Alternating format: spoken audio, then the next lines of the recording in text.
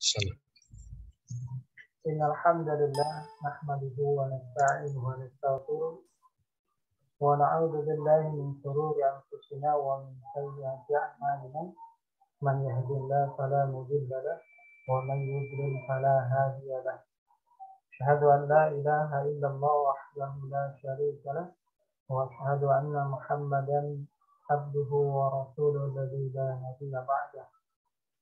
Allahumma salli wa sallim wa barik ala Muhammad wa ala alihi wa ashabihi wa man tabi'ahum bi ihsan ila yaumil qiyamah. Rabbi fadli wa yassir li amri wa hlul 'uqdatam min lisani yafqahu qawli. Alhamdulillah, puji syukur pada Allah Subhanahu wa taala pada malam yang berbahagia ini, bertepatan di malam ke-12, kita masih diberikan oleh Allah kekuatan, terutama ketemu di bulan yang penuh berkah ini, yaitu bulan penuh ampunan ini. Mudah-mudahan kita semua Bapak Ibu terus saja diberikan oleh Allah kekuatan untuk bisa menyelesaikan Ramadan ini, baik pun rencana-rencana ibadah kita. Sholawat tidak lupa selalu kita sampaikan kepada junjungan kita Nabi Muhammad SAW. Seperti yang kami informasikan di grup, ini berhubung di bulan Ramadan, jadi waktu yang kita buat mungkin tidak terlalu lama, ya, sekitar 60 menitan. Kalaupun ada diskusi nanti kembali kepada Ustaznya ya. Untuk tidak memperpanjang kalam lagi, waktu dan kesempatan kepada Ustaz, kami persilakan. Fadhil Ustaz. Ya. Bismillahirrahmanirrahim. Assalamualaikum warahmatullahi wabarakatuh.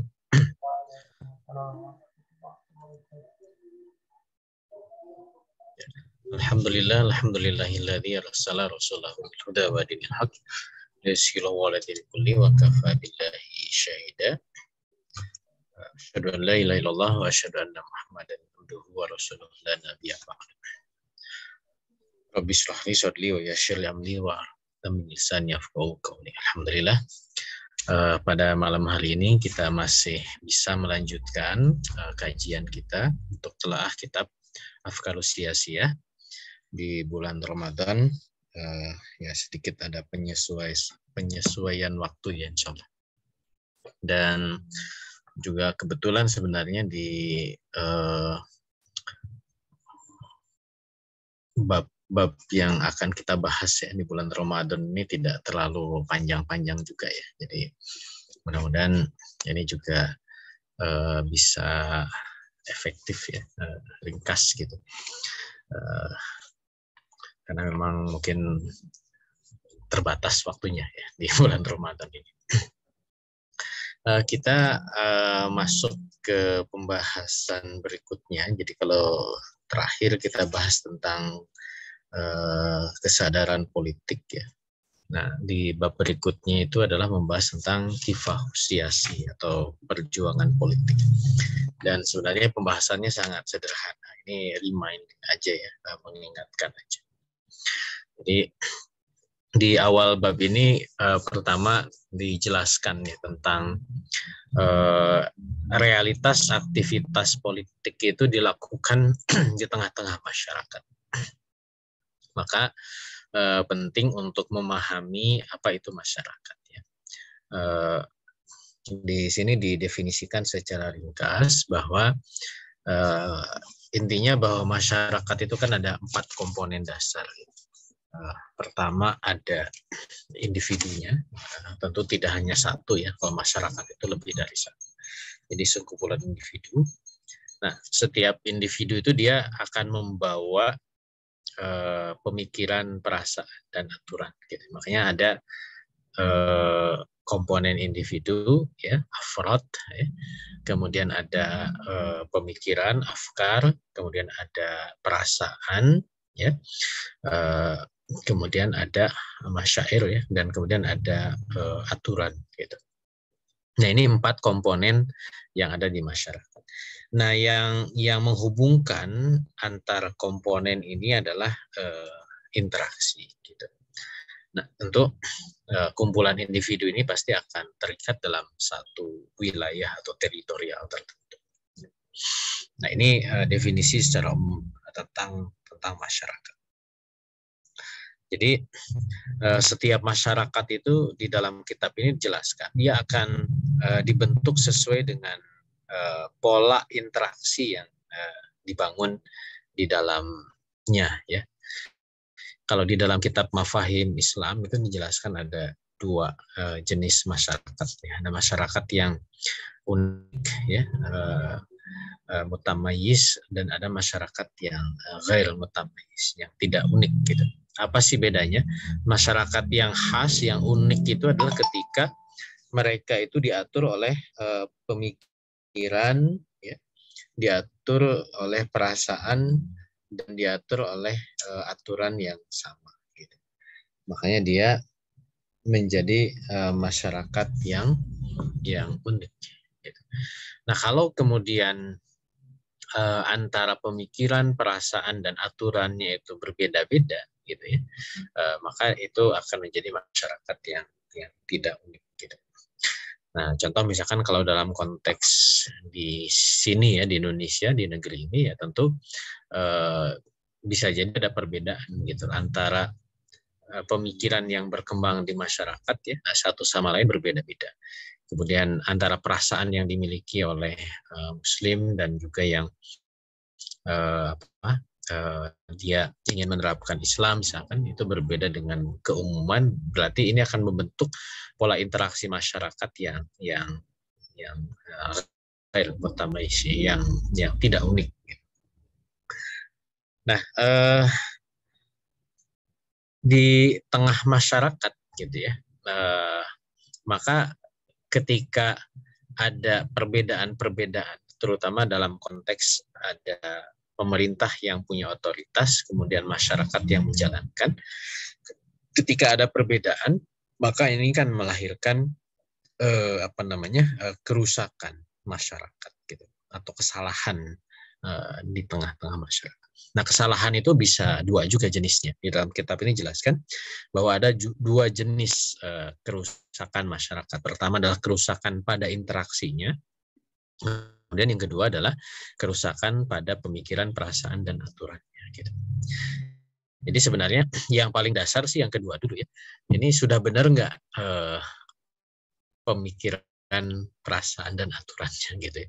Kalau itu sudah salah, ya sudah, masyarakat itu pasti masyarakat yang rusak. Makanya kalau kita melihat kerusakan sekarang di tengah-tengah masyarakat itu yang bermuara kepada tadi kerusakan yang jenis kedua itu. Gitu. Masyarakat masih belum pemikirannya Islami, perasaannya belum diatur dengan perasaan yang Islam, gitu ya, apalagi aturannya. Gitu. Maka kita melihat kerusakan-kerusakan itu terjadi di tengah-tengah kita, ya, di depan mata kita. Nah, tapi kalau mungkin pemikiran, perasaan, aturannya sudah benar, ya, bisa jadi nanti kerusakan itu akan muncul ketika ada kerusakan interaksinya, gitu. Nah, tentu masyarakat yang rusak ini kan tidak boleh dibiarkan, ya. Tentu harus dilakukan proses perbaikan. Nah, perbaikan itu di kitab lain dijelaskan ada 2 kan. Yang pertama adalah taghyir, ya, merubah secara totalitas, gitu. Nah, yang kedua ya dia hanya islahi, ya, perbaikan sebagian-sebagian gitu, karena pondasinya udah benar, tinggal diperbaiki. Nah, jadi nanti bergantung ini kesalahannya itu yang seperti apa gitu, sehingga nanti apakah ini butuh taghyir atau butuh hanya sekedar perbaikan islahi. Gitu. Nah, jenis perbaikan di dalam kitab ini tentu caranya adalah dengan melakukan mengajak kepada idealnya, ya, amar ma'ruf, ya, mengajak kepada kebaikan atau mencegah dari kemungkaran. Gitu. Nah, makanya kemudian apa sih yang disebut dengan kifah siyasi, gitu ya, perjuangan politik, ya, sederhana sebenarnya. Jadi perjuangan politik itu adalah bagaimana upaya untuk memperbaiki masyarakat. Gitu. Kalau dalam kitab ini dibahasakan sesederhana itu. Jadi sebenarnya dalam aktivitas politik ya, di situ ada perjuangan politik ya, maka yang disebut dengan kifah siasi atau perjuangan politik itu adalah bagaimana cara atau metode untuk memperbaiki masyarakat. Gitu. Dan ini menjadi kewajiban ya. Jadi melakukan kifah siasi ini menjadi kewajiban bagi setiap muslim. Gitu.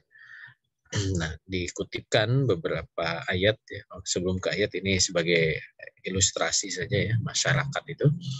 Jadi kenapa harus ada perbaikan? Jadi kalau diibaratkan masyarakat itu seperti orang yang sama-sama hidup di atas kapal gitu ya. Pasti ada yang di atas, ada yang di bawah gitu ya. Ketika rombongan naik kapal itu. Nah, ketika yang di bawah ini ingin mendapatkan air, maka kan dia tidak bisa membolongi kapal. Gitu. Karena membolongi kapal itu tidak hanya akan merugikan dia, tapi juga akan menenggelamkan keseluruhan penghuni kapal kan gitu. Maka di sini tadi harus ada amar ma'ruf nahi mungkar. Supaya apa? Supaya kapal ini bisa tetap mengapung di atas air. Kan gitu. Nah, gambarannya begitu. Makanya di tengah-tengah kalau kita hidup dalam masyarakat ya, di dalam komunitas ya, maka sikap amar ma'ruf nahi mungkar ya atau kifah siasi itu harus ada pada diri kita gitu. Jadi kita tidak boleh bersikap individualistis ya, seperti apa yang diajarkan di barat gitu dengan hak asasi manusia. Karena ketika kita cuek terhadap kondisi masyarakat, maka yang akan rusak itu bukan hanya mereka yang melakukan kesalahan gitu. Tapi karena kita hidup dalam satu pola interaksi yang sifatnya sistemik, maka lambat laun kerusakan itu akan menimpa kepada kita gitu. Mau tidak mau, suka tidak suka. Kenapa? Ya karena itulah realitas dari masyarakat, kembali ke definisi tadi gitu. Karena yang namanya masyarakat mau tidak mau, suka tidak suka, pasti suatu ketika itu akan ada interaksi gitu. Baik interaksi langsung ataupun tidak langsung. Contoh misalkan sekarang ya, ketika praktika ribawi itu menjadi sebuah aturan yang diterapkan di tengah masyarakat gitu ya, kita sebagai seorang muslim yang paham tentang keharaman riba, maka mungkin kita saya nggak mau melakukan riba gitu. Tapi mau tidak mau karena sistem itu yang berjalan ya, suka tidak suka, mau tidak mau akhirnya kita ya akan sesekali akan beririsan dengan aktivitas ribawi itu. Walaupun mungkin kita bisa hindari gitu ya. Contoh misalkan di perbankan gitu ya. Makanya kemudian mau tidak mau seperti sekarang kan sudah era digital ya, sudah menggunakan digital money gitu, sehingga mengharuskan kita punya rekening gitu untuk bisa belanja secara digital gitu. Mau tidak mau ya akhirnya kemudian itu akan beririsan, walaupun nanti secara praktika itu kita bisa pilah gitu ya, mana yang memang betul-betul kita jaga agar praktika ribawi itu tidak kita jalani gitu. Tapi mau tidak mau ya kita akan ke ATM, kita akan ya berinteraksi dengan hal-hal yang semacam. Kenapa ya, kembali ke tadi, kita ada di tengah-tengah masyarakat. Sama juga misalkan dalam tatanan sosial ya, ya sekarang kan luar biasa ya, kemaksiatan berupa terbukanya aurat itu kan di mana-mana gitu. Ya kita tidak bisa menutup mata gitu, karena kita harus berinteraksi kan gitu. Nah, masalahnya gimana supaya kemudian kita bisa bermasyarakat, berinteraksi, tapi kita bisa menjaga pandangan kita gitu. Ini kan luar biasa beratnya hidup dalam sebuah masyarakat yang gair mutamayyiz, yang tidak unik, yang memang aturannya itu bertentangan apalagi dengan prinsip-prinsip Islam gitu. Nah ini analoginya ya di masyarakat itu. Jadi tidak bisa kita berpikir aku akan sekedar karena butuh air tidak mau mengganggu. Mungkin pikirannya kan baik. Saya tidak mau melewati orang-orang mengganggu untuk dapat air gitu. Ya udah bolongi aja sendiri di tempat duduk saya. Nah itu juga kelihatannya baik gitu. Nah kadang-kadang kan di tengah masyarakat tuh begitu. Kelihatannya baik padahal ini merusak. Gitu. Kenapa? Karena dia tidak paham bahwa kita hidup dalam sebuah keadaan yang sifatnya sistemik, ya, yang akan saling mempengaruhi satu sama lain. Nah ini yang kemudian kita harus pahami realitas dari masyarakat. Nah jadi itulah kemudian pentingnya apa yang disebut dengan perjuangan politik atau kifasiasi. Apa itu kifasiasi? Yaitu mengajak kepada kebaikan, melarang kepada kemungkaran, dan melakukan koreksi terhadap penguasa. Gitu. Nah, kemudian dikutipkan di sini ada ayat Quran ya, saya pikir sudah sangat difahami. Nah, di Quran surat Ali Imran ayat 104 ya. Allah Subhanahu wa taala berfirman, "A'udzubillahi minasyaitonir rajim, wal takum minkum ummatu yad'una ilal khair wa ya'muruna bil ma'ruf wa yanhauna 'anil munkar wa ulaika humul muflihun." Jadi ada perintah ya, wal takum minkum, hendaklah ada di antara kalian ummatun ya, sekelompok orang. Nah, apa tugasnya? Yad'una ilal khair, menyeru kepada al khair gitu ya, kepada Islam. Para mufasir menyebut al khair itu adalah Islam. Kemudian apalagi wa ya'muruna bil ma'ruf ya, menyeru kepada al ma'ruf ya, kebaikan. Wa yanhauna 'anil munkar, dan juga mencegah dari kemungkaran. Dan ini satu paket ya. Jadi kita tidak bisa misalkan hanya ya'muruna bil ma'ruf gitu, tapi tidak wa yanha 'anil munkar gitu ya. Wa yanhauna 'anil munkar. Karena tidak hanya kita mengajak kebaikan gitu ya, tapi juga harus bisa menjelaskan kesalahan-kesalahan, ya. Mencegah orang melakukan kesalahan-kesalahan. Gitu. Ya bisa jadi resikonya berbeda gitu ya. Dan mereka adalah orang-orang yang beruntung. Nah kemudian dikuatkan dalam beberapa hadis ya di dalam kitab ini, bahkan dipuji ya, orang yang melakukan koreksi di hadapan penguasa itu sebagai sayyidu syuhada ya. Di dalam hadis riwayat Muslim ya, atau Berani ya di sini, dari Jabir, Rasulullah SAW bersabda, sayyidu syuhada ya, penghulu para syuhada, orang-orang syahid adalah Hamzah Abdul Thalib ya. Ini paman Rasulullah. Dan jadi selain Hamzah sebagai pemimpin yang para syuhada ini, juga ada siapa? Warojulun ya, seorang laki-laki yang qala ila imamin jairin. Nah, dia berkata kepada penguasa yang jair ya, yang kejam gitu. Nah, kemudian dan dia melakukan apa? Fa amarohu, dia melarang dia, wa nahahu, artinya melakukan amar ma'ruf nahi munkar gitu ya. Nah, kemudian apa konsekuensi dari seorang laki-laki yang berkata kepada penguasa yang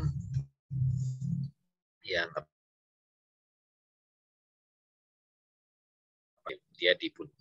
Artinya pahala orang yang melakukan koreksi terhadap penguasa itu adalah sayyidu syuhada. Ini luar biasa ya. Walaupun dia tadi sampai dibunuh gitu ya. Masya Allah. Nah, kemudian di dalam hadis lain ya, ini hadis riwayat Muslim dari Ummu Salamah. Jadi di sini dijelaskan bahwa kelak ya, satakunu umaro. Nah, kelak nanti akan ada para penguasa. Kemudian fatarifuna watunkiruna, dan kalian mengetahui kema'rufannya dan juga mengetahui kemungkarannya. Faman arofa bari. waman ankara salim. Nah, barang siapa yang kemudian membenci terhadap penguasa, terhadap keburukan-keburukannya itu, maka dia akan bebas dari dosa. Dan barang siapa yang mengingkari ya dari penguasa yang melakukan keburukan tadi, maka dia akan selamat.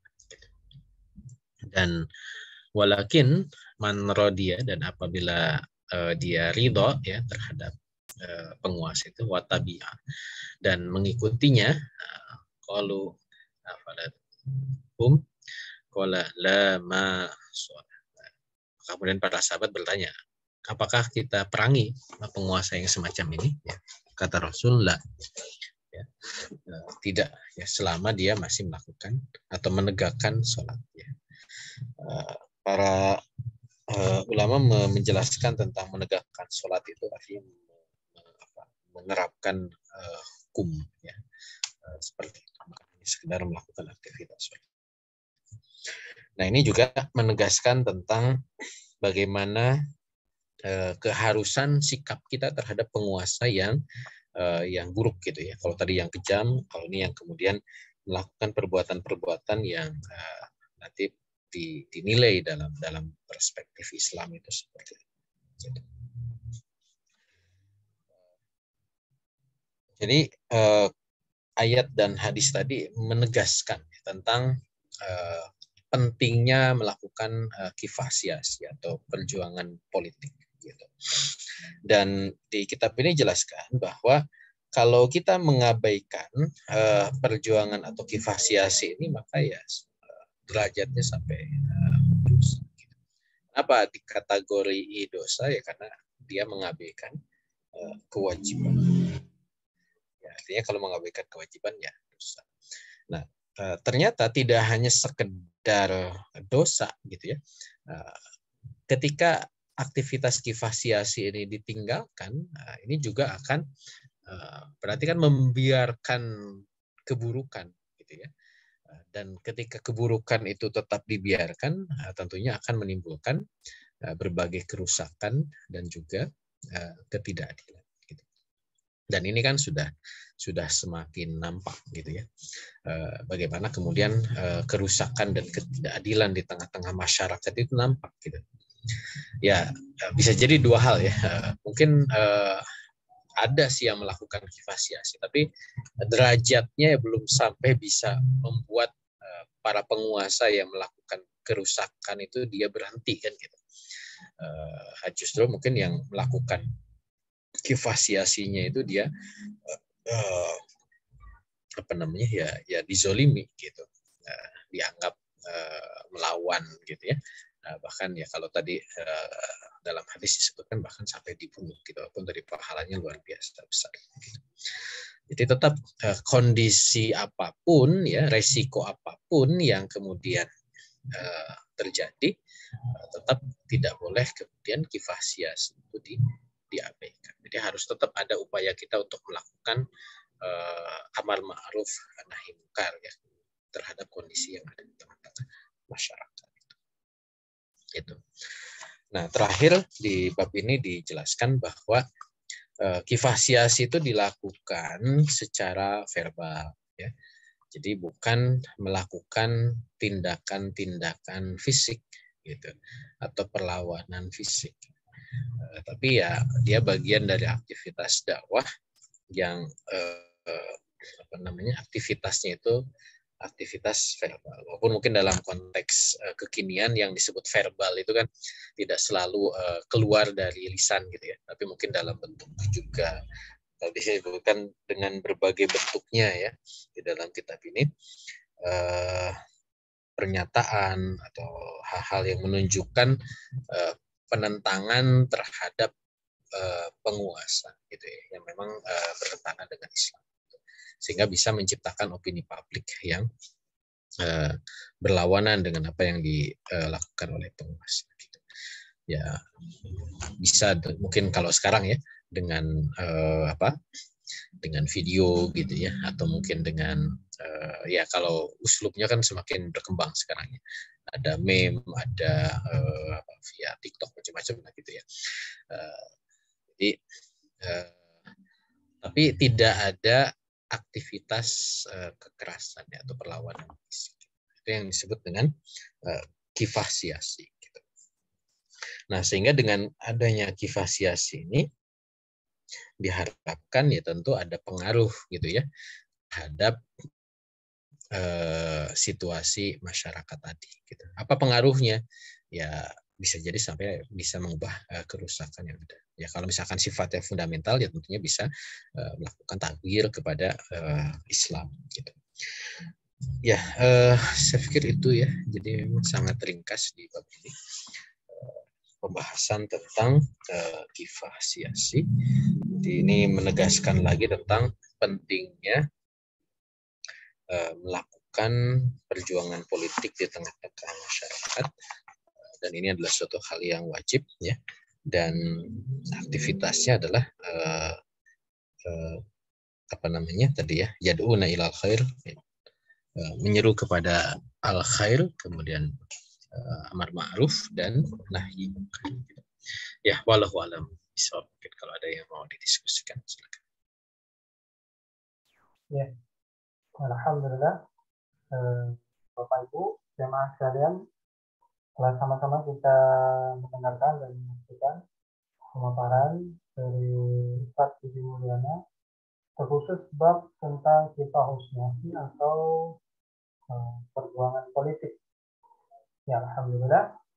Jika di antara Bapak Ibu ada hal yang ingin ditanyakan atau ada tadi yang memang belum jelas mungkin ya, yang belum jelas, silakan bertanya bisa melalui kolom chat ataupun nanti raise hand ya. Sembari menunggu dari Bapak Ibu. Jadi saat dengan kondisi hari ini ya, saya kurang mengetahui detail terjadi kondisi di Jakarta berkaitan dengan aksi ya. Nah, apakah aksi yang hari ini dilakukan di beberapa daerah, tapi sementara ini di Medan belum, masih di Jakarta atau di beberapa kota di Kediri dan di beberapa kota lain ya. Nah, apakah ini bisa terkategori perjuangan politik Ustaz untuk melakukan perubahan terhadap kebijakan rezim yang hari ini telah sama-sama dirasakan oleh masyarakat? Turun jalan bersama-sama dan akhirnya kita lihat video viral salah satu dari buzzernya itu, buzzer rezim hari ini dipukuli ya. Berpulang itu skenario atau apa? Nah, ini gimana nih Pak?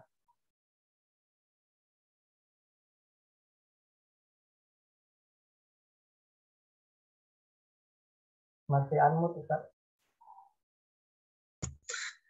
Ya, tadi saya sampaikan bahwa memang namanya perubahan itu kan ada dua ya. Jadi dari sana dulu nanti pijakannya. Apakah memang ini sifatnya taghyir ya, perubahan yang sifatnya mendasar, atau hanya sekedar perubahan yang sifatnya perbaikan ya. Kalau bahasa kita mungkin reformasi gitu. Bukan revolusi gitu ya, mengubah secara fundamental gitu. Nah, pilihan taghyir dan istilah ini nanti bergantung sebenarnya apa yang sekarang diberlakukan dalam pondasi masyarakat gitu. Kalau sudah Islami ya namanya sistem yang sifatnya basyariah ya, manusiawi, pasti mungkin ada tadi kesalahan-kesalahan yang sifatnya penyimpangan dari Islam gitu ya. Ya itu tentu tidak diubah dari pondasinya gitu. Hanya mungkin perbaikan-perbaikan gitu. Itu kalau sudah pondasinya Islam gitu. Nah, kalau pondasinya masih belum Islam, maka tentu perubahannya harus sifatnya taghyir, kan? Sifatnya mendasar. Gitu. Karena kerusakan yang sekarang terjadi ini kan bukan kerusakan akibat dari pondasi Islam yang tidak dijalankan gitu. Tapi kerusakan karena memang pondasi Islamnya sendiri belum ada gitu ya. Seperti itu. Sehingga makanya kita lihat bahwa tuntutan-tuntutan dari masyarakat itu kan sangat pragmatis gitu ya, ingin turun harga gitu ya, ingin batasan presiden tetap 2 periode misalkan, dan semacam itu gitu. Nah cuman kan masalahnya apakah itu menyelesaikan problematika mendasar masyarakat, tidak gitu. Karena harusnya kan disamakan dulu bahwa yang namanya Muslim hidup bermasyarakat, pondasinya harus Islam dulu. Sehingga nanti ukuran kebahagiaannya itu harus ukuran kebahagiaan berdasarkan Islam. Ya. Bukan hanya sekedar kebahagiaan yang sifatnya material duniawi gitu ya. Nah itu dulu yang harus kemudian disamakan. Gitu. Nah kalau fondasinya masih belum sama, tentu aktivitas kifasiasinya harus ke sana gitu ya, mengajak kepada perubahan yang sifatnya fundamental, bukan sekedar islahi ya. Ya kalau dalam aktivitasnya mungkin bisa disebut kifasiasi, cuman dia kifasiasi yang berjalan pada track yang berbeda gitu ya, yang berbeda gitu. Kalau kata orang Sunda mah ya jiganunya gitu. Jadi seperti berjuang, tapi ya tidak akan menyelesaikan masalah. Gitu. Kenapa? Karena memang fundamennya sudah salah, gitu. Dasarnya sudah salah, sudah keliru. Gitu. Dan itu nanti akan berulang kepada problematika yang sama. Gitu. Selama memang fondasinya belum dirubah. Gitu. Jadi kalau saya lihat, ya kan akhirnya jadi sayang gitu ya. Energi umat ini digunakan untuk perjuangan-perjuangan yang tidak menyelesaikan masalah gitu. Jadi seolah-olah ya mungkin tuntutan terpenuhi gitu ya, tapi tetap saja nanti itu akan berulang lagi ya, karena memang sistemnya masih keliru gitu. Itu Bang Hasan. Berarti kalau dikategorikan apa yang hari ini dilakukan oleh sebahagian elemen ya, baik itu mahasiswa, karena memang yang kita saksikan di media itu yang lebih dimunculkan adalah gerakan mahasiswanya. Meskipun kita lihat memang ada mak-mak juga di situ, dan mungkin ada juga gerakan-gerakan buruh, walaupun tidak sepenuhnya. Kemudian saat ini kita bicara tentang perubahan. Sekiranya memang ini sembari menunggu dari Bapak Ibu, kita memang ada nanti yang mau ditanyakan. Ketika kita ingin berbicara tentang perjuangan politik, ya, sudah ada pertanyaan, sebentar Ibu ya. Kemudian muncul satu tantangan baru. Tentu saja misalnya ketika kita ingin melakukan perubahan, setidaknya tantangan itu ada di tubuh kaum muslim sendiri. Nah, bisa saja dianggap oleh sebahagian kaum muslim kondisi hari ini sudah cukup ideal, mungkin sistemnya sudah cocok, orangnya harus. Bahkan yang lebih parahnya lagi ketika ada sebagian dari umat Islam yang ingin merubah sistem, sampai kita dapat gelar khawarij yang merubah sistem ini. Nah, bahkan kita ketemu dengan kelompok-kelompok seperti ini, seperti saat kita pada barisan yang berbeda dan bisa saja satu waktu berbenturan. Nah, ini kan menjadi satu persoalan baru setelah kita ingin melakukan perubahan tadi. Nah, ini kira-kira gimana kita mengatasi bahwa kita ingin juga berjuang, merangkul semuanya, dan ini bisa dilakukan bersama tanpa mencukup sana dan cukup sini. Ya, ini terjadi ketika memang yaitu tantangan dari aktivitas dakwah ya, ketika memang belum sama maklumatnya gitu.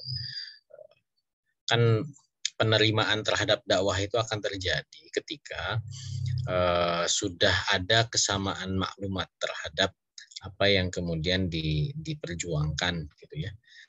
Ketika belum sama ya pasti muncul gitu prejudice ya, penilaian-penilaian yang tidak akurat gitu. Makanya kan dalam proses dakwah itu ya harus ada pertukaran maklumat gitu ya, antara apa yang kita fahami dan ingin juga difahami oleh mad'u ya, oleh objek dakwah, dengan apa yang mungkin mereka masih pahami gitu. Tinggal nanti ini bicara tentang masalah kesabaran kita gitu ya, untuk bisa menjelaskan A to Z-nya gitu. Kalau saya tetap berprasangka baik ya. Ya selama manusia dan dia masih mau terbuka ya untuk kemudian mendengarkan dan berdiskusi tentang sebuah hal ya, apalagi tentang Islam, maka itu masih ada peluang untuk kemudian kita diskusikan gitu terhadap apa yang kemudian didakwahkan. Tapi kalau dia sudah menutup diri, sudah menilai dan tidak membuka ruang gitu ya untuk dialog, ya tentu ya sulit gitu ya, karena dia sendiri tidak membuka ruang untuk mendiskusikan maklumat-maklumat yang ada di dalam benak kan gitu. Selama masih terbuka ya itu soal waktu saja. Sejauh mana kita bisa menjelaskan dengan jernih, sejauh mana kita bisa menjelaskan dengan runut ya, sejauh mana kita bisa menjelaskan dengan rasional ya terhadap nilai-nilai Islam yang mungkin dia sendiri masih ya terbelenggu dengan maklumat-maklumat awalnya gitu, sehingga membuat tadi penilaian ya, prejudice tadi ya, dianggap khawarij lah, dianggap radikal lah, dianggap apalah macam-macam gitu ya. Ya tinggal dielaborasi gitu. Apa sih khawarij kan sebenarnya itu nanti di uslub dakwah ya, di tata caranya gitu. Ya kalau mau ya dikejar gitu ya. Apa sih yang dimaksud dengan khawarij? Jelaskan ya. Apalagi kalau kita punya maklumat yang kuat ya. Khawarij itu begini sejarahnya dan seterusnya, dan apa yang dia maksud dengan khawarij itu benar nggak gitu. Atau tentang radikal. Jadi, apa sih yang dimaksud radikal? Kita jelaskan radikal itu begini-begini. Nah, terlebih ya kita jelaskan bahwa yang diinginkan dari Islam itu ya begini. Bahwa realitasnya sekarang masih belum, yaitu proses gitu ya. Makanya kan seringkali ya lucu gitu ya. Ya toh kita kan berwacana gitu ya istilahnya. Kita kan menyampaikan wacana Islam gitu ya. Dan ini tidak hanya sekedar wacana, bahwa ini adalah, kalau kita muslim ya, ini tidak hanya sekedar wacana, tapi ini juga adalah sesuatu yang memang harus difahami dan ada konsekuensi dari keimanan kita gitu. Yaitu memperjuangkan Islam. Tinggal nanti kan bagaimana kita menjalin untayan-untayan pemikiran ini sehingga betul-betul yakin tentang konsepsi Islam ini gitu. Nah, ini tentu butuh proses, butuh waktu gitu ya. Dan saya yakin selama itu masih terbuka ya, orang untuk bisa menerima proses diskusi ini ya masih ada peluang gitu ya.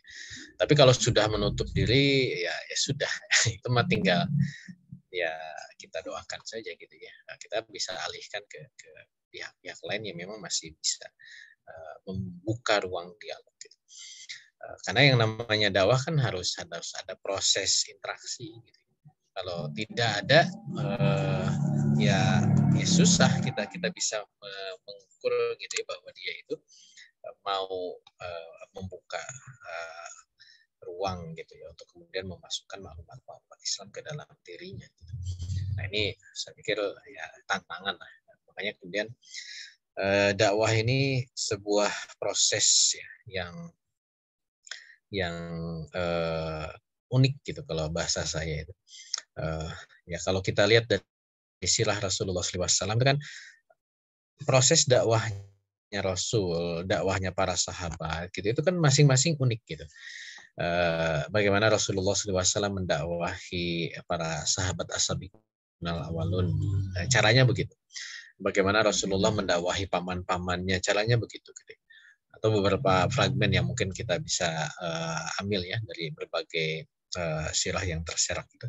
Bagaimana Bilal bisa diyakinkan oleh Abu Bakar As-Siddiq. Atau yang menarik itu adalah bagaimana sosok Mus'ab bin Umair ketika mendakwahi masyarakat Yasrib gitu ya.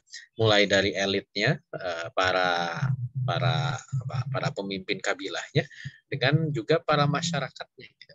Ini kan juga unik gitu. Sehingga penerimaan itu kan berbeda-beda gitu. Kok bisa Mus'ab bin Umair diterima oleh masyarakat Yasrib gitu ya, sehingga terbangun opini Islam di sana, tetapi para sahabat yang lain dan juga Rasulullah ketika berdakwah di Mekah itu luar biasa tantangan gitu. Atau misalkan bagaimana dakwahnya Ja'far bin Abi Thalib ke Raja Najasyi gitu ya. Itu kan dia membuka ruang untuk dialog diskusi gitu ya. Nah, cuman kan tidak sampai ke sebuah titik yang memang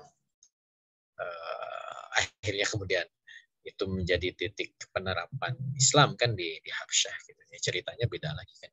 Tapi di Yasrib kan ini luar biasa penerimaan. Nah, saya pikir juga dalam kondisi masyarakat saat ini kan begitu juga gitu. Jadi kita akan menemui mad'u dakwah itu secara unik ya masing-masing itu. Gitu. Makanya yang penting kita istiqomah di dalam dakwah ya, melakukan perjuangan politik ini, kifah siasi ini, tinggal kita nanti akan temukan mana pihak-pihak yang memang terbuka dan bisa menerima ya. Dan kita juga pasti akan mendapati pihak-pihak yang menutup diri dan menolak gitu. Ya sudah itu suatu hal yang sifatnya natural gitu ya, alamiah gitu. Ya, tapi kita harus yakin bahwa ini yang kita bawa adalah risalah Allah ya. Ini adalah wahyu dari Allah. Nah, tinggal bagaimana kita bisa menyerap wahyu ini dan bisa menginternalisasi pada diri kita dan bisa menjelaskan ya dengan jernih kepada mad'u dakwah kita gitu. Itu Bang Besar. Alhamdulillah. Tadi ada yang raise hand. Terima kasih sebelumnya. Siapa tadi Ibu mau melanjutkan pertanyaannya? Kalau nggak ada, ini nunggu 2 menit lagi nih, untuk ketemu sama Ustadz ini. Iya. Putus-putus Ibu.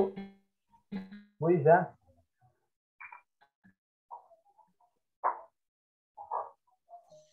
Susah sinyal katanya. Iya, sinyal. Chat aja Bu, kalau enggak nanti kita bacakan.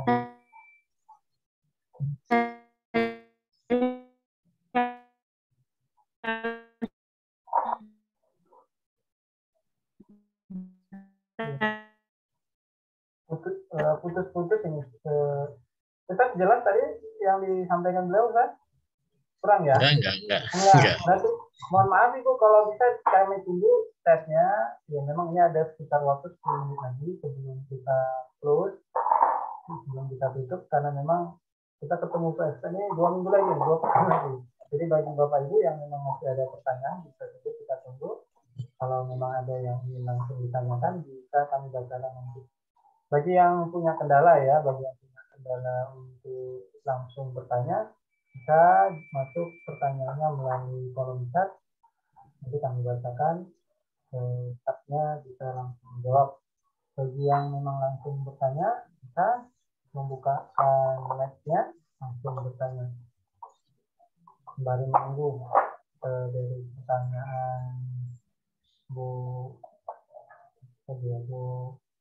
Ari Indah ya. Alhamdulillah sudah masuk. Mohon izin Ustaz, kami bacakan Ustaz ya. Saya bacakan. Terkait dakwah politik yang menjadi kewajiban kita ini kan dituntut mampu melakukan seni komunikasi yang sesuai dengan perbincangan mood umat atau tokoh yang akan kita pengaruhi perasaannya dan pemikirannya dengan Islam. sehingga umat merasakan membutuhkan aturan Islam dalam masyarakat secara global. Mohon pengarahan Ustaz, kira-kira pertanyaan apa saja yang bisa kita munculkan kepada tokoh yang mendukung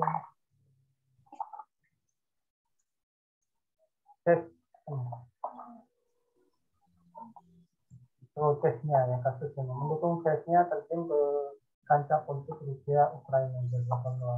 Ini masih kaitan dengan konflik Rusia yang prediksinya hanya dalam waktu seminggu, tapi masih dan terus bulan ya kan, tapi belum selesai juga ini. Nah, gimana nih Tad kalau untuk kasus terakhir ya, perkembangan konflik Rusia melibatkan Ukraina dan Rusia? Apa dong Tad? Ya, jadi penting kita membekali diri ya dalam aktivitas dakwah itu dengan berbagai maklumat ya, sesuai dengan topik yang mungkin akan terjadi di dalam proses dialog dakwah kita gitu.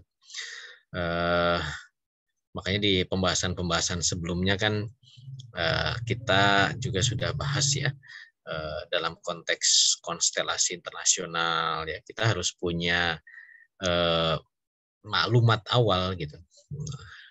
Bagaimana sih terkait dengan kalau tadi kasusnya di Ukraina gitu ya, krisis di sana, positioningnya gitu ya, Rusia itu seperti apa, Ukraina itu seperti apa, kemudian ketika tadi ada case-nya ya, case-nya itu dulu sejarah konfliknya seperti apa, kok bisa berubah gitu, kemudian kok dia bisa terlibat dalam peperangan di Ukraina ini dengan berpihak kepada Rusia. Ini kan hal-hal yang kita harus punya bekal maklumat gitu.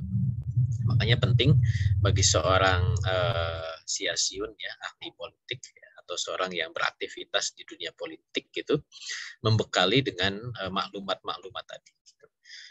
Dulu sudah kita bahas ya, caranya tidak ada lain kecuali kita melakukan mutabaah ya. Mau tidak mau, suka tidak suka, karena kita membawa dakwah politik gitu ya. Ketika dakwah itu kita bahas isu-isu politik ya, kita harus membekali dengan maklumat-maklumat tadi ya. Makanya itu menjadi syarat mutlak ya bagi seorang politisi untuk melakukan mutabaah politik gitu. Terutama isu-isu yang sedang ramai gitu ya. Ya, saya sudah sampaikan ya, ketika sekarang muncul krisis Ukraina, suka tidak suka, mau tidak mau saya harus baca gitu. Walaupun konsentrasi saya di hubungan internasional itu bukan Eropa gitu. Tapi ya karena ini jadi perbincangan gitu. Rusia Ukraina itu jadi perbincangan dunia gitu. Maka ya harusnya sih saya melakukan mutabaah gitu ya, yang rutin. Tapi karena memang bukan concern saya, ya mau tidak mau ya kita memulai mutabaah itu ya, baca gitu. Kalau memulai itu tentu diawali dengan baca sejarah gitu. Jadi harus kita baca ulang gitu ya. Ini kerja berat awal ya kalau memang kita belum terbiasa mutabaah. Ya, kita baca gitu ya. Rusia itu mulai dari dulu kekaisaran, kemudian ada ke komunisme, sekarang kemudian sudah menjadi republik. Kemudian kanan di situ ada Ukraina, case-nya berarti kan bagaimana dulu Ukraina sebelum gabung ke Rusia atau dianeksasi Rusia, konflik Rusia dengan Turki Utsmani untuk memperebutkan daerah Crimea gitu ya, yang di situ ada di Ukraina. Kemudian ketika Uni Soviet bubar, Ukraina ini melepaskan diri, itu positioningnya seperti apa gitu. Dan perubahan-perubahan politik di Ukraina itu seperti apa ya, revolusi Mawar tahun 2014 itu seperti apa, dan seterusnya gitu. Termasuk juga ketika ada case-nya di situ yang juga menarik karena itu terkait dengan dunia Islam gitu ya. Bagaimana konflik Rusia dengan Chechnya dan kenapa bisa berakhir, kemudian bagaimana terjadi perubahan elit politik di Chechnya yang sekarang sangat pro kepada Rusia dan seterusnya gitu. Nah, pasti kalau kita punya maklumat yang cukup gitu ya tentang informasi tadi, ya kita akan bisa jelaskan gitu ya. Ketika tadi disebut sama Ibu bahwa ada tokoh yang dukung chatnya terjun, ya kita bisa jelaskan sebenarnya dukungan sebenarnya chatnya itu posisinya seperti apa gitu. pertanyaannya layakkah kita memberikan dukungan kepada Chechnya gitu. Sebenarnya siapa yang berkonflik di Ukraina ini kan gitu. Dan kemudian bagaimana konstelasi di sana ya, baik di Chechnya dalam negerinya sendiri dan seterusnya gitu. Sehingga saya yakin kalau maklumat kita cukup ya kita akan membuat si tokoh itu berpikir ulang gitu ya untuk bisa mendukung tanpa tending aling-aling kepada Chechnya gitu. Karena ya dia mendukung itu karena maklumatnya kurang gitu ya. Makanya tugas kita adalah menyampaikan informasi-informasi lain ya, perspektif-perspektif lain gitu terkait dengan konflik di Ukraina tadi gitu. Jadi apa namanya? Ya caranya begitu gitu. Nah, kita nggak bisa juga ya cukup mempunyai list pertanyaan karena pasti namanya dakwah ada feedback ya, ada diskusi, yaitu nanti ada respon balik gitu. Makanya harus juga dibekali dengan informasinya ya, dengan maklumatnya gitu. Senantiasa lah ini suatu hal yang sifatnya alamiah ya. Setiap pertanyaan itu kan butuh jawaban. Setiap jawaban itu butuh maklumat atau informasi gitu. Saya biasa dimintai pendapat gitu ya untuk komentar-komentar situasi terkini gitu. Kayak yang terbaru, mungkin nanti belum tayang ya. Ada yang dari media umat itu nanya ke saya tentang bagaimana penempatan nuklir di Ukraina, di Polandia ya. Amerika akan mendorong Polandia untuk dijadikan sebagai base nuklirnya NATO. Gitu. Ya, kurang lebih begitulah, saya lupa lagi itu pertanyaan. Ya ketika saya ditanya itu ya mau tidak mau saya kembali ke belakang. Ya, gitu. Saya baca lagi kan, Polandia itu apa sih gitu ya. Kemudian bagaimana relasi Polandia dengan Amerika Serikat gitu ya. Kemudian bagaimana pemetaan Polandia terhadap krisis Ukraina dengan Rusia gitu. Ya mau tidak mau harus diisi dulu dengan maklumat gitu. Baru saya bisa jawab pertanyaan itu gitu. Oh ternyata begini petanya gitu. Semakin banyak maklumat yang kita miliki dengan berbagai perspektif gitu ya, tidak hanya dari sudut pandang Polandia, tidak hanya dari sudut pandang Amerika, tidak hanya dari sudut pandang Rusia, ya semakin bagus kan semakin banyak gitu. Bahwa nanti mana yang benar mana yang salah gitu ya, itu kan nanti ya saya sudah jelaskan kita ada triangulasi data ya. Jadi kita bisa kita bisa buatkan irisan-irisan matriksnya gitu sehingga kita bisa ternyata faktanya ini, opininya begini, analisisnya begini. Nah, kita sebagai seorang Muslim punya pisau analisis sendiri, maka kemudian kita bisa berpendapat seperti ini. Gitu. Jadi selalu begitu polanya. Ya. Kalau kita ingin memberikan pendapat tentang sesuatu. Gitu. Jadi tidak cukup kita hanya bertanya gitu ya, tapi juga kita harus membekali diri dengan berbagai maklumat terkait dengan pertanyaan-pertanyaan. Karena namanya dakwah, namanya komunikasi itu ada feedback ya. Nah, pasti ada TikTok, ada lempar wacana dia akan nanya balik ya kita harus jawab gitu. Kalau kita hanya nanya dan diem kan ya kita nggak akan bisa memasukkan analisis kita kepada yang bersangkutan. Ya, dan ini harus terus dilatih. Ya. Memang gampang-gampang susah. Ya mau tidak mau, ya kita memang bukan seorang yang ahli segala ya, tapi ya itu bisa kita arrange ya, kita bisa atur. Oh, saya akan ketemu si A. Nah, kalau ketemu si A pasti diskusinya atau setidaknya ngobrolnya tentang ini ya. Kita bekali dulu itu gitu ya. Baru dari situ kita bisa listing pertanyaan-pertanyaan. Ya kayak kalau ini kan sebenarnya sudah ketemu nih. Chechnya konflik Rusia Ukraina ya tinggal Ibu bekali dulu dengan itu, kuatkan maklumatnya, nanti dari situ kita bisa petakan gitu ya. Oh ternyata kalau bicara konflik Ukraina Rusia ada Chechnya berarti arah pertanyaan atau arah diskusinya itu harus begini gitu. Dan kita harus mendrive-nya itu ke arah sini. Nah, itu nanti akan ketemu dengan sendirinya. Ya, wallahu a'lam. Ya, alhamdulillah. Saya kira semua pertanyaan sudah terjawab. Sebelum saya tutup, ini mau dikonfirmasi ke Bu Arin ya. Saya kira udah cukup jelas Ibu ya.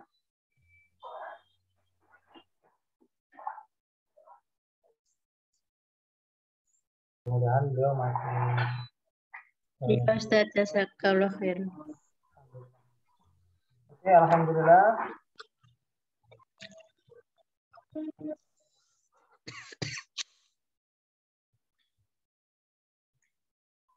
Ya, alhamdulillah semua pertanyaan sudah terjawab. Untuk sesi malam ini kira-kira ada yang mau disampaikan Ustaz untuk penutup? Ya, tentang kifah sias ini memang sangat general ya. Insya Allah ini menjadi reminder buat kita ya tentang pentingnya perjuangan politik, dan ini menjadi suatu kewajiban yang harus kita lakukan, dan ini menjadi bagian dari aktivitas politik kita ya. Karena ini tidak kita bisa lepaskan ya dari keseluruhan. Minggu lalu sebelumnya kita bahas tentang kesadaran politik, nanti kita akan bahas tentang aktivitas politiknya itu seperti apa. Ini jadi satu paket yang berkesinambungan satu sama lain. Jadi jangan dibaca per satu segmen ya. Kita harus hubung-hubungkan dengan pembahasan sebelumnya, dan nanti ke pembahasan-pembahasan setelah ini. Ya, dan waktu untuk melanjutkan kajian kita. Wallahu a'lam. Ya, alhamdulillah, puji syukur pada Allah Subhanahu wa taala. Pada malam hari ini telah kita tunaikan, telah kita laksanakan untuk kajian telaah kitab Afkar Usyafi edisi ke-15 di pertemuan pertama di Ramadan ini ya, di hari ke malam ke-11, yang mudah-mudahan di dua pekan lagi ya Ustaz ya, kita ketemu. Insya Allah Allah memberikan kita kekuatan untuk bisa melakukan semua rangkaian ibadah kita dan ketemu lagi di ruang ini. Mudah-mudahan semua Bapak Ibu dimanapun berada tetap bisa istiqomah mengikuti channel ini atau mengikuti program ini. Mudah-mudahan Allah memberikan curahan ilmu kepada kita, keberkahan ya, sehingga ini menjadi amunisi kita untuk di tengah-tengah umat. Sebelum kami tutup, kami ucap jazakallah khairan katsir kepada guru kita, Ustaz Budi Mulyana. Mudah-mudahan kita dalam keadaan sehat dan dilancarkan segala urusannya. Begitu juga Bapak Ibu dimanapun berada, tetap istiqomah, kami doakan tetap dalam keadaan sehat dan dilancarkan juga segala urusannya. Dan mudah-mudahan di sisa Ramadan ini kita bisa menyelesaikan seluruh amal kita. Untuk menutup kajian malam hari ini, kita tutup dengan alhamdulillah, alhamdulillahirabbil alamin, dan doa kifaratul majlis. Subhanakallahumma wa bihamdika, asyhadu an la ilaha illa anta, astaghfiruka wa atubu ilaik. Assalamualaikum warahmatullahi wabarakatuh. Waalaikumsalam.